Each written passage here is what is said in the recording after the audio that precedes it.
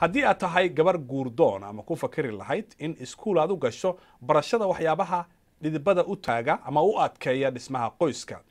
haddaba arrintaasi waxa uu istaagay iskuulka qoyskaab ee magaalada Hargeysa ku yaal.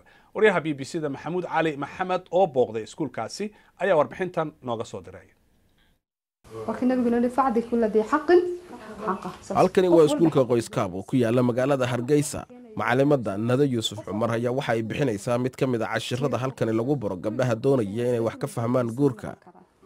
يعني قولي قروح بدن قولي دقن cashirkani waxa ay diiradda ku saaraysaa tiirarka muhiimka ee loo baahan yahay in la helo si loo gaaro guur lagu iliibano.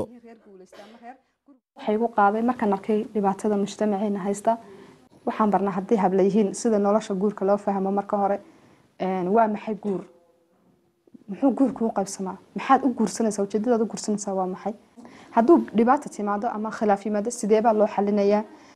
inkastoo hablaha ka qayb galaya cashirkan yihiin kuwa ay tiradoodu aad u kooban tahay haddana waxay si aad dhagta ugu taagayaan tafaasiisha mararka qaarna su'aalo ayay weydiinayaan macalimadda. waxay ugu qaaday arrimaha qoyska ama iskuulka qoyska lagu baranayo guurka waxay ugu qaaday maadaama guurku leeyahay ahmiyad aad u weyn inaan bartaa waa muhiim bay noqotay.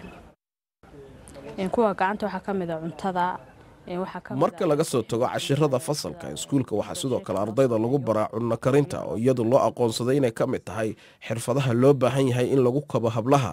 jacaylka iyo isku xirnaanshaha ma keenaysaa qasab si rag aad cuntada u jecel yihiin iyo qoyska wanaagsan iyo cuntada wanaagsan marka gabadha hadii cuntada hagaajisato ninkeedu ma naqayo bayrad waxaan rabaa wallahi ni fiican in aad wanaagsan diinta ku wanaagsan dhaqanka ku wanaagsan akhlaaqda ku wanaagsan jacaylka wax ka yaqaan. guurka waa wax qof kasta uu u baahan yahay kuna haminayo arrintanna waxa suurtagal ah inay sabab u noqoto in ay baajiso burburka qoysaska laakiinse weli lama bilaabin iskuul ragga lagu baro arrimaha guurka.